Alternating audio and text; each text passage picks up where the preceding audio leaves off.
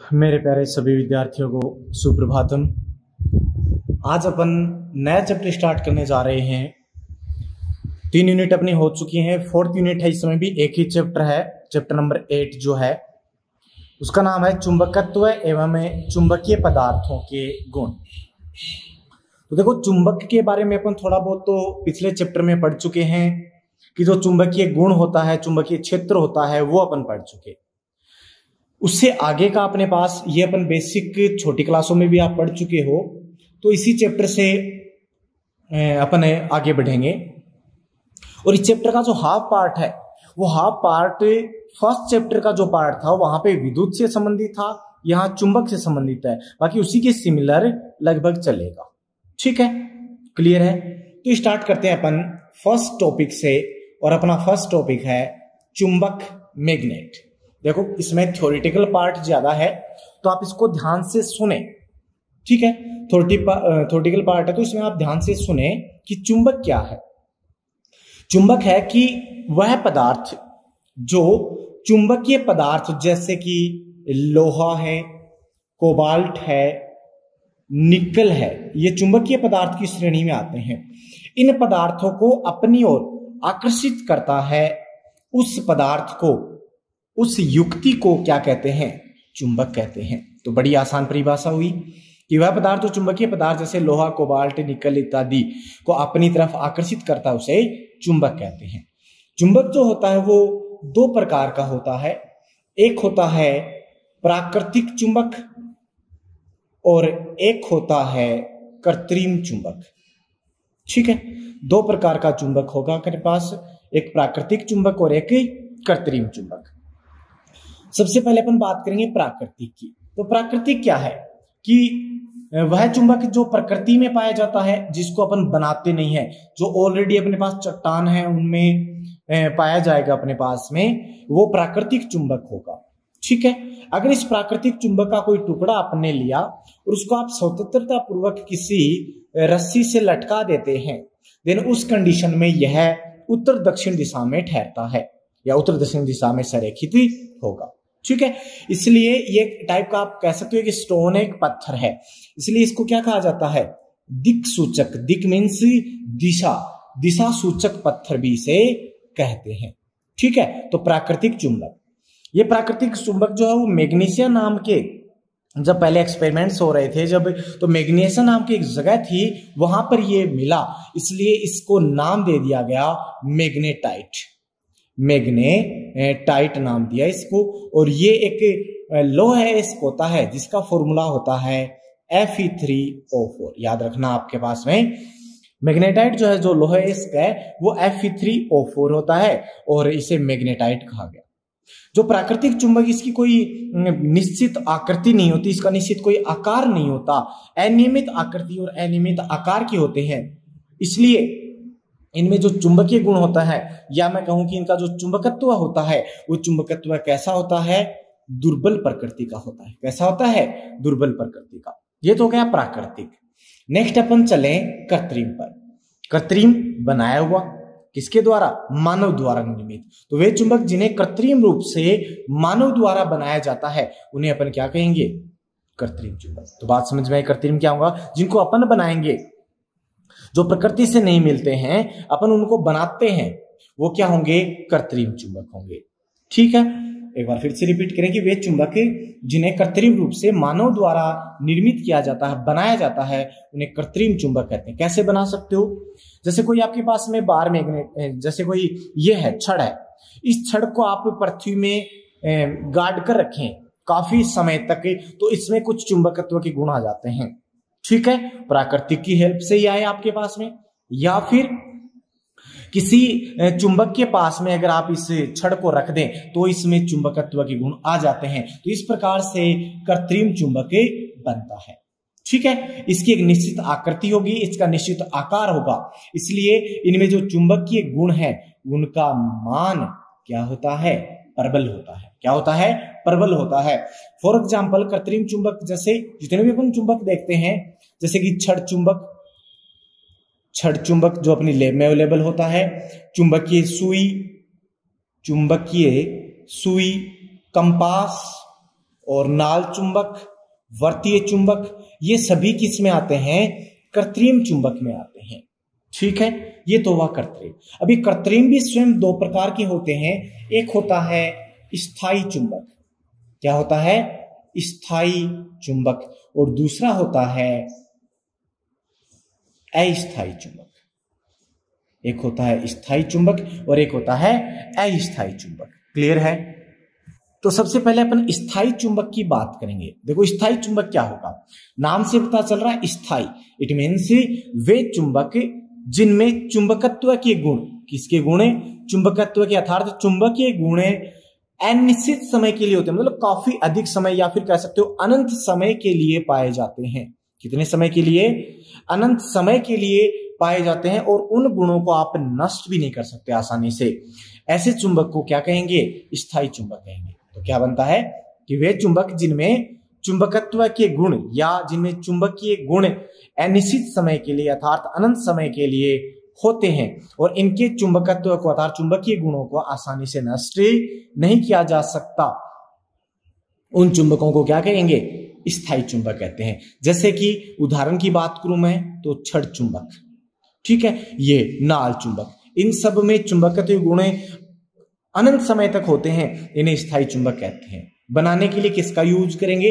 स्थायी चुंबक है उसके बनाने के लिए अपन ले सकते हैं कठोर स्टील, हार्ड स्टील लेंगे, ठीक है, या फिर आप ले सकते हो कोबाल्ट स्टील। क्या ले सकते हो? Cobalt steel. और मिश्र धातुएं हैं, ये मिश्र धातु भी आप ले सकते हो। एक मिश्र धातु होती है वेरी इंपॉर्टेंट, एल निको। एल निको, एल निको 3 धातुओं से मिलकर बनती है, aluminium plus nickel plus cobalt. तो एल निको जो मिश्र धातु होती है उसको भी अपन स्थायी चुंबक के बनाने के लिए काम में लेते हैं। क्लियर है? ये पदार्थ इसलिए लेते हैं कि इनमें जो चुंबकत्व गुण है वो काफी अधिक समय तक बने रहते हैं। नेक्स्ट अपना दूसरा पार्ट है अस्थायी चुंबक। तो अस्थायी मीन्स अस्थायी रूप से उसमें चुंबकीय गुण होंगे। तो कौन सा डेफिनेशन बनेगा इसका? कि वे चुंबक जिनमें चुंबकत्व के गुण या चुंबकीय गुण निश्चित समय के लिए होते हैं या अस्थायी समय के लिए होते हैं या कम समय के लिए होते हैं, उनको अपन क्या कहते हैं? अस्थायी चुंबक कहते हैं। क्या कहेंगे? अस्थायी चुंबक। ठीक है। फॉर एग्जाम्पल विद्युत चुंबक। कौन सी चुंबक है? विद्युत चुंबक। ठीक है। इसके लिए बनाने के लिए अपन क्या लेंगे? नरम स्टील, नरम कोबाल्ट, सॉफ्ट स्टील का यूज करते हैं अस्थायी चुंबक बनाने के लिए। तो विद्युत चुंबक इसका बेस्ट एग्जांपल है। विद्युत चुंबक जैसे भी अपने पास में कोई तार लें, उस तार में अगर अपन धारा प्रवाहित करवाएं तो उस स्थिति में वह चुंबक की तरह व्यवहार करेगा, और जैसे ही धारा हटा देते हैं तो वह एक नॉर्मल तार की तरह व्यवहार करेगा, तो वो अस्थायी रूप से उसमें चुंबकत्व गुण आते हैं। ठीक है। इसमें जो चुंबक है, जैसे स्थायी चुंबक था, स्थायी चुंबक के जो चुंबकत्व था या चुंबकीय प्रबलता थी उसको नियंत्रित नहीं किया जा सकता। मींस एक बार जो बन गया वो बन गया।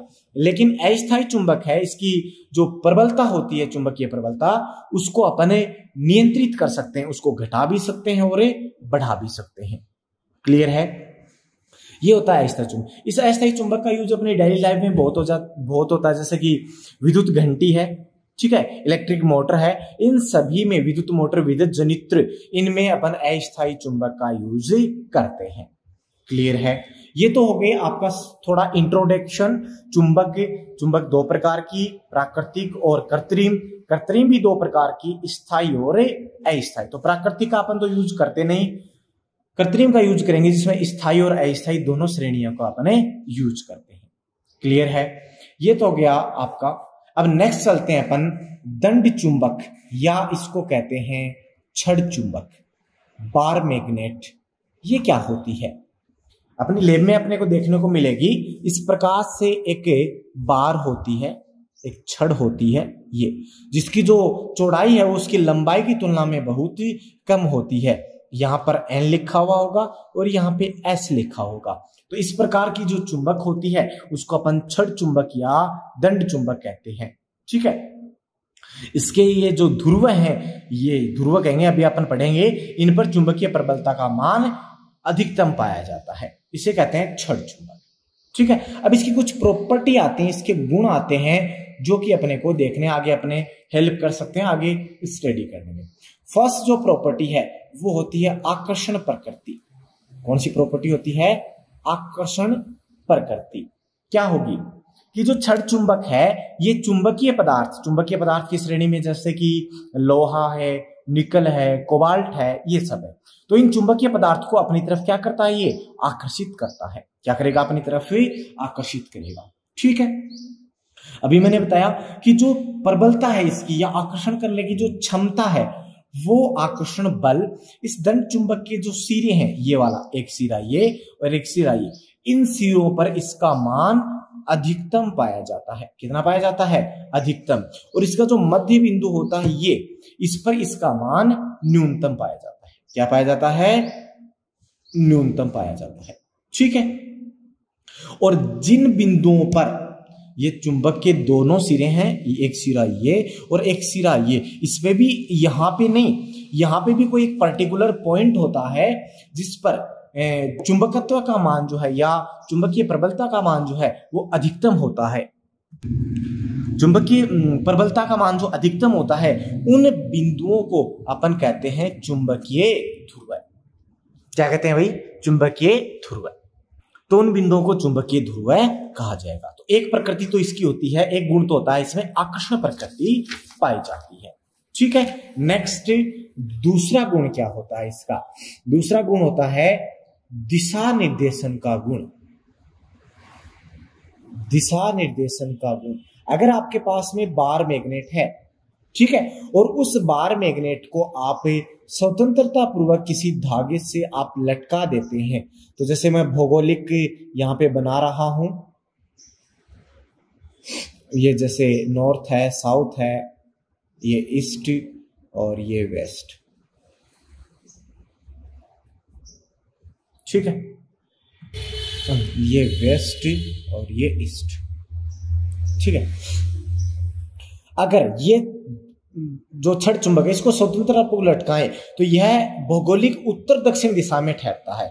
और ठहरेगा कैसे? पता कैसे चलेगा? जो सिरा इसका भौगोलिक उत्तर में ठहरता है वो उत्तरी ध्रुव कहलाता है, और जो भौगोलिक दक्षिण में ठहरता है वो भौगोलिक दक्षिण ध्रुव कहलाता है। तो देखो, अगर मैं इसको स्वतंत्र पर लटकाता हूं तो एन की तरफ इसका एन होगा और भौगोलिक दक्षिण की तरफ इसका दक्षिणी ध्रुव होगा। तो इसकी पहचान भी आप कर सकते हैं कि जो भौगोलिक दक्षिण की ओर ठहरेगा वो दक्षिणी ध्रुव है और उत्तर की ओर ठहरेगा वो उत्तरी ध्रुव कहलाता है। ठीक है, नेक्स्ट अपने पास में थर्ड आता है ध्रुवों की युग्म में उपस्थिति।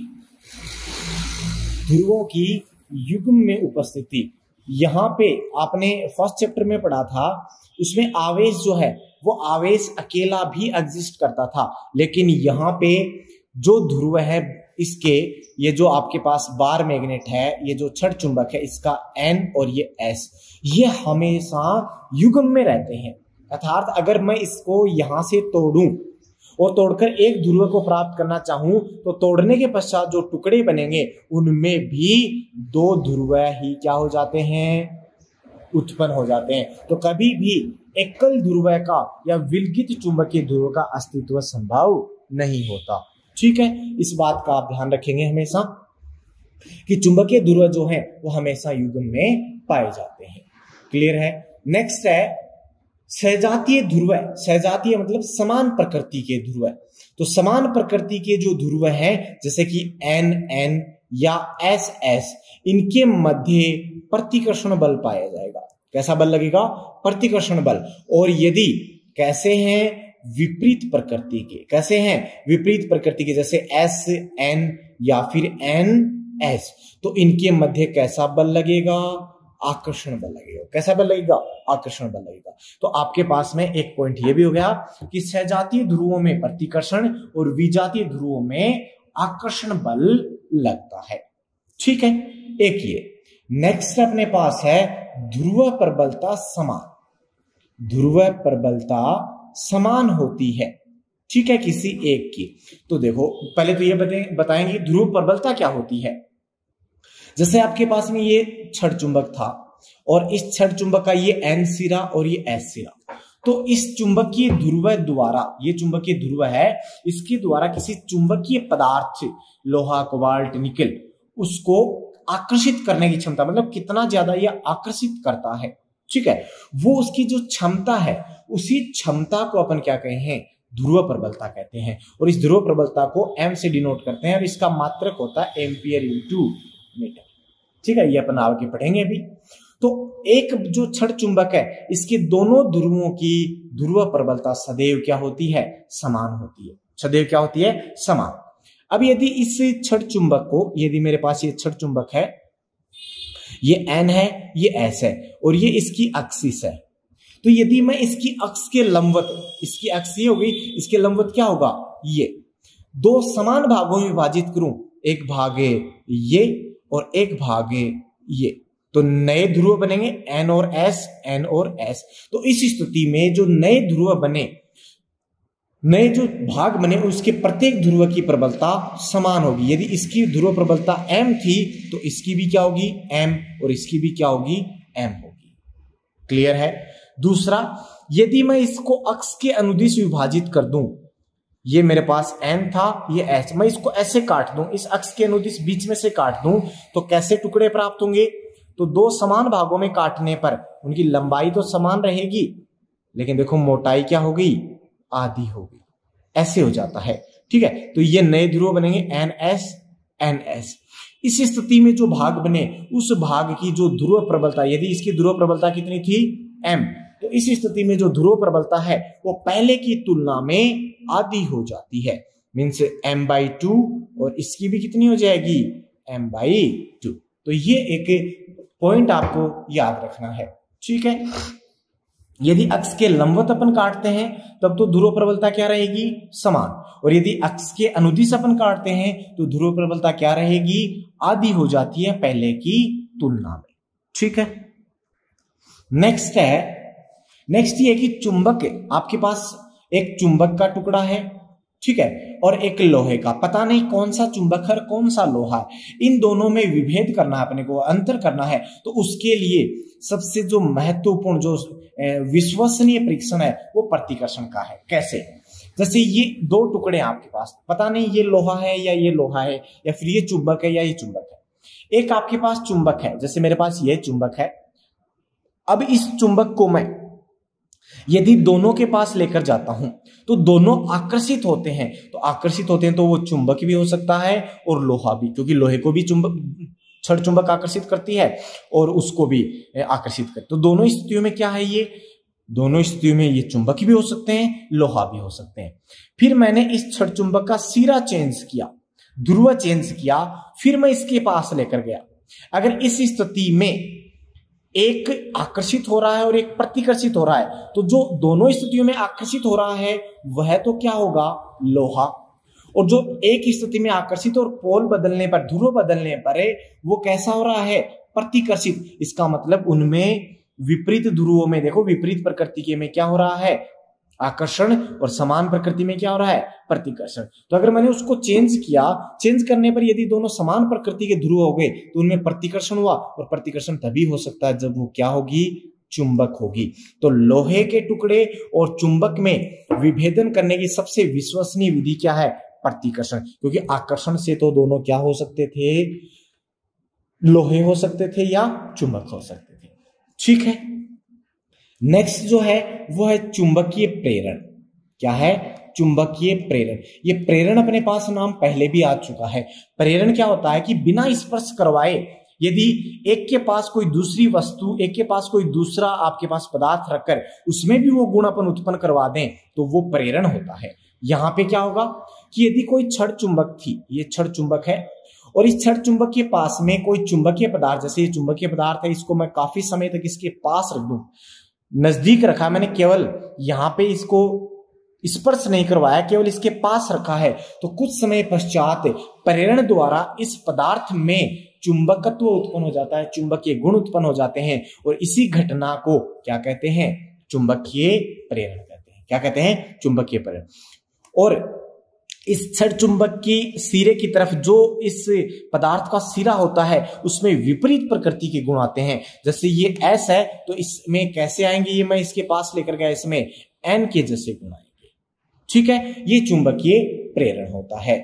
नेक्स्ट होता है विचुंबकन। नेक्स्ट क्या है? विचुंबकन। विचुंबकन क्या है भाई?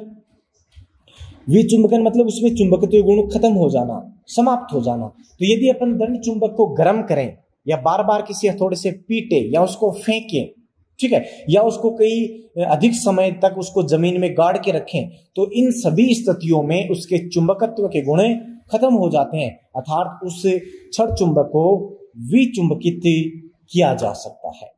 ठीक है, और नेक्स्ट जो इसका गुण है वो है चुंबकीय पदार्थों का प्रतिकर्षण। चुंबकीय पदार्थों का प्रतिकर्षण मीन्स कुछ पदार्थ ऐसे भी होते हैं जिनको ये छड़ चुंबक क्या करती है? प्रतिकर्षित करती है। क्या करती है? तो कुछ पदार्थ हैं जो छड़ चुंबक या दंड चुंबक द्वारा प्रतिकर्षित होते हैं, उन्हें कहते हैं प्रतिचुंबकीय पदार्थ। उन्हें क्या कहते हैं? प्रतिचुंबकीय पदार्थ कहते हैं भाई। ठीक है, उनमें अगर अपन बात करें जैसे सोना फॉर एग्जाम्पल, चांदी, पानी, ये सब है। जैसे पानी है, उस पानी के पास में, पानी का भरा हुआ अपने पास कोई भी पात्र है, उस पानी में अगर अपन छड़ चुंबक लेकर जाएं, दंड चुंबक शक्तिशाली, तो अपन देखेंगे कि जो पानी है वो थोड़ा सा दूर हटता है। जहां पर भी अपन लेके जाते हैं वहां थोड़ा सा गड्ढा सा बन जाता है। इसका मतलब वहां पे पानी क्या हुआ? प्रतिकर्षित हुआ। क्या हुआ? प्रतिकर्षित। तो यहाँ पे कुछ पदार्थ प्रतिकर्षित भी होते हैं, उन्हें प्रतिचुंबकीय पदार्थ कहते हैं। तो ये कुछ गुण थे और कुछ इंट्रोडक्शन था आपका चुंबक से संबंधित। ठीक है, तो इस को आप ध्यान से पढ़ें ताकि आप अपने आगे वाले चैप्टर को अपन और भी आगे अच्छे से पढ़ सकें। ठीक है, और भी जो आपके डाउट्स हैं पहले चैप्टर से संबंधित, इससे संबंधित, उन सभी को आप हमेशा क्लियर कर सकते हैं कमेंट बॉक्स में। और वीडियो पसंद आता तो उसे आप लाइक भी कर सकते हैं, लाइक बटन दबाकर। ठीक है, धन्यवाद।